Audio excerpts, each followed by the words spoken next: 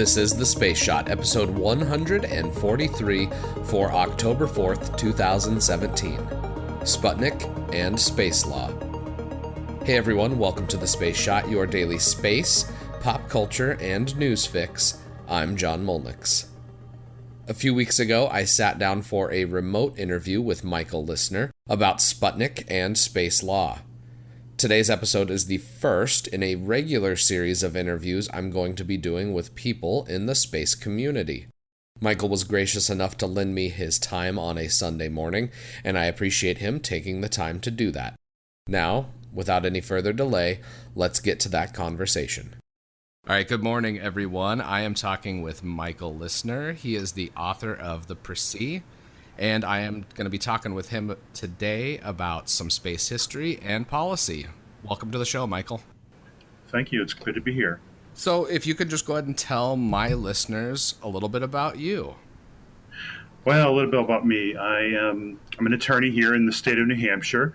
One of my areas of practice is international space law and policy. I'm considered, for lack of better terms, an authority on the topic. That depends on who you talk to, I suppose. I also author a quarterly briefing letter called The Précis, which basically is a letter, a subscription letter I send out to people that covers what I think are the hot topics in space law and policy, both domestic and all over the world, that people should be aware of and, do some analysis. So, and that's something I offer to people regardless of who they are or what they do for a living. Bottom line is I've been in the space law and policy business since 2011. And yeah, it's a very interesting field. It's a growing field, and it's something that's we could call a area of law that is being pioneered. Which is very cool. Yes, interesting it is. To be on the forefront of the space law final frontier. You have to use that old Star Trek adage. I think that's appropriate. Very good, very good. So we're coming up on the 60th anniversary of the launch of Sputnik, which kind of ushered in this whole new final frontier for law. So we were going to talk a little bit today about how that affected space law. So if you want to just kind of give people a primer on how Sputnik basically gave us our current legal environment. Well, I think, when we talk about Sputnik, we talk about, Cold War. We were talking really at a very tough time during the Cold War. In fact, what was probably the beginning of the Cold War during the Eisenhower administration. And everybody had a lot of theories about space and the legalities of space and what you could do and what you couldn't do. And up until that time, the Soviet Union had made a claim that, that basically their sovereignty extended from their territory, their sovereignty extended from the ground all the way up right into space, which is a pretty bold comment.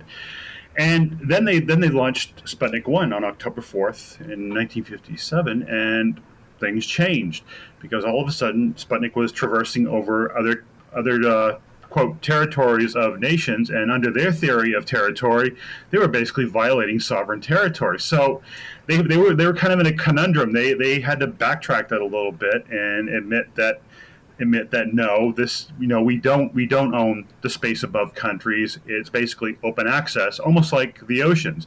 And in fact, the Eisenhower administration, was a little bit upset, that the Soviets launched the first artificial satellite, but then they sat back and thought, you know what? They actually did us a favor, because what they did was they ushered in space law, not from a theoretical standpoint, but from a practical standpoint. They created what we call a customary norm of international law, that being the free access. So I always say, and a lot of my colleagues get very upset about this, is that the signing of the Outer Space Treaty, which will be in force 50 years, October 12th, that wasn't the beginning of space law. It began October 4th, 1957, when the Soviets launched Sputnik. So there's a little bit of controversy there, but that's kind of my position. Okay, I think that's fair enough. So what we're seeing in the last 60 years now is we've gone from countries being able to launch into space now to companies. So could you talk a little bit about how that's kind of changing the environment? Or are those companies going to be held to like the same norms that a country would be held to? Well, believe it or not, the whole idea of commercial space really didn't begin in the past few years. It actually began with the Eisenhower administration, and they had a very interesting look on it, where they basically gave AT&T and Bell Labs a blessing and said, "Look, we're going to give you the nod to go ahead and launch a communication satellite," and they did, called Telstar 1 and Telstar 2. Now, AT&T, Bell Labs, they financed the development, the construction, and they even paid NASA to launch it. So really, they ushered in commercial space. It wasn't until the Kennedy administration came in that they basically shifted away from that policy and got more to a government-centric type of space. So starting with the Reagan administration again, we're really starting to get back to what we call commercial space. Mm-hmm. But the idea is the Outer Space Treaty is this document, and depending on who you talk to, is a big argument. It's a document of principles, or a document of norms, or a document of legal obligations. I mean, I think it's really an amalgamation of all that. But bottom line is it's purposely ambiguous. And one of the things the United States did was in 1976, during this thing called the Bogota Declaration, where basically a bunch of countries got back and pushed back against the equatorial countries who were claiming basically geosynchronous orbit as their territory. The United States basically came out and said, we're going to very liberally interpret the Outer Space Treaty to, encompass commercial activities for our companies. So that policy's been in place since 1976. It just hasn't really taken active steps until the Reagan administration came in and ushered in a new national space policy and moved forward.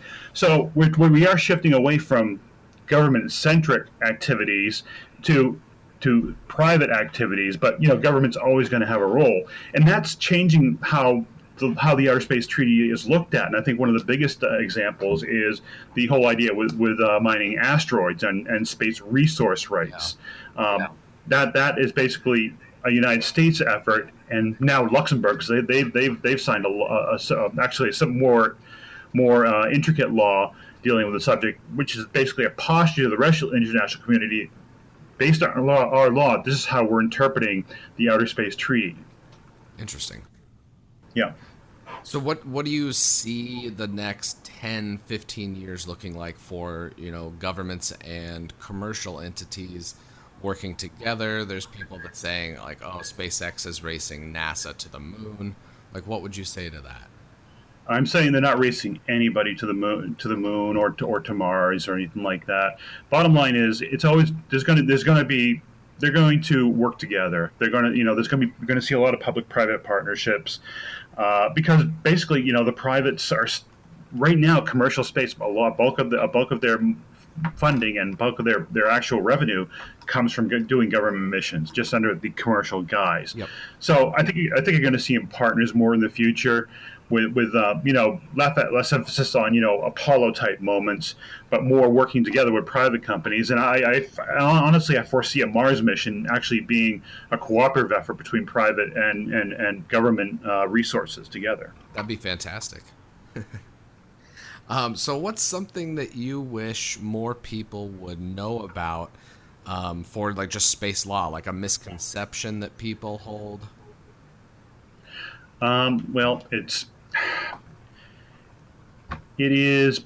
something that affects our everyday lives, but we just don't know it. And here in New Hampshire, I get that a lot when I tell people what of my areas of practice are. I get a very curious look and saying, what are you talking about? And the first thing I think of is science fiction. I'm saying, no. And I make it simple for them. Do you have cable TV or satellite TV? And they said, yes. I said, well, there's space law in action right there. You just don't see it. It's all in the background. And it really operates in the background a lot more in our lives. We have cell phones that have GPS capable receivers in them. We have GPS in our cars. Our credit card transactions more and more are dependent on satellite communications to go through. So it really affects the laws permit a lot of activities and a lot of capabilities that make our everyday lives more, quote, convenient, but it operates such in the background that we don't even notice it. And that's one of the things I try and emphasize on people. This is something that's operating in the background without you even knowing it. It's almost like an operating system, like Windows or Mac. We do all this thing, but, and we take it for granted, but there's a lot of things going on behind the scenes to make that possible. And space law is just like that. That's a great analogy. I've never thought of it that way. Really like that. So one other thing I want to talk about, National Space Council. Where do you think that is going to be in the basically the last 3 years of the first term of Trump's administration? Well, the National Space Council has not been treated well by the other presidents that actually had it at its disposal. I am hopeful, and based on what I've seen so far about people who are going to be appointed to it, that it's going to that the president will take advantage of it and actually use it to basically harmonize space policy in the United States. And what do I mean by harmonized? I mean, we have three basic sectors now of space activities in the U.S. We have national security interests, and that deals with communications, military, intelligence gathering, and such. We have commercial, which is basically the new which is basically a mixture of communication satellites that we take for granted right now, like Intelsat and SES and other companies, and the new players in towns like the SpaceX's, the Orbital ATKs, and the rest of them. And we also have civil, which is NASA, government sponsored space programs, government space programs in general. I'm looking to see, hopefully, the National Space Council will be a force to bring all of those together at the table and harmonize space policy so that each feeds off the other and actually gives us a coherent space policy. So not only do we have this to show for ourselves, but also take some leadership in the world as well in terms of shaping space law and space policy. That's my hope, and based on people that I've talked to, and I know one individual who's actually a staff member on the National Space Council, and he's a very credible person. I'm hopeful that the president takes full advantage of it, because it really ends with the president on whether or not he takes this seriously and really uses it as a tool instead of just window dressing. Very good. Yeah, that would be a fantastic tool for not only us, but for the rest of the planet. So that'd be pretty awesome. So my podcast, I like to talk about sci-fi and pop culture. Any favorite Star Treks or sci-fi shows? Yes, and basically, I'm a huge Star Trek fan of the original series, definitely Voyager. I turn off the space lawyer brain when I watch them, and I try not to drag it into my work. Everybody gets excited about The Martian, Andy Weir. I was in the theater and I was upset because of the space. It's like I was just thinking, what, if you're going to do the space law thing, let's get it right. And I actually wrote a blog post about it afterwards. And now I think about it, it's like, what, I probably should have just turned off my space lawyer brain when I went in and did it, but I didn't. So damage done. The problem is when I have science fiction writers coming in and testifying in front of Congress, congressional committees, and actually shaping policy, because they are not policymakers. They're not space lawyers or international lawyers for that matter. They are science fiction writers and they're entertainers. So I really don't, and that really gives me some pause when science fiction has its place for entertainment and maybe for a little bit of vision. But when you deal with reality, you got to turn off your fiction brain and turn on your reality brain and look at the world as it is, not the way you think it should be. I couldn't have said it better. That's fantastic. So any thoughts on Discovery airing, at the time of this recording, later tonight? Oh yeah. I have it on my DVR. I'm hopeful. It's better than what is it? What's that one on Fox there? That new Orville one. The Orville. Yeah, I got about 10 minutes of it, then changed the channel. So I wasn't too impressed with it. But it's supposed to be satirical anyways. Yeah. We'll see what happens. I try not to take my Star Trek too seriously, but I always go back to the original series, and as cheesy as the special effects were, it was still a good show, good plot lines, and you just can't beat the original. Well, it was stories about humanity. You can't really go wrong with that. Right, exactly. I mean, it was definitely groundbreaking at its time, and it brought a lot of interesting things into the mix.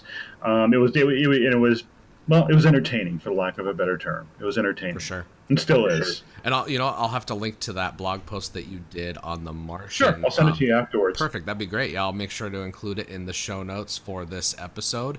We had a little bit of audio difficulty at the end there, but I do hope to have Michael back on the show in the future. You can find Michael on Twitter.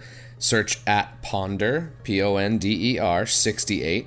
I'm linking to the work he does in the show notes, so be sure to check out what he does. As always, the show notes have more information on today's episode. Be sure to connect with me on Instagram and Twitter.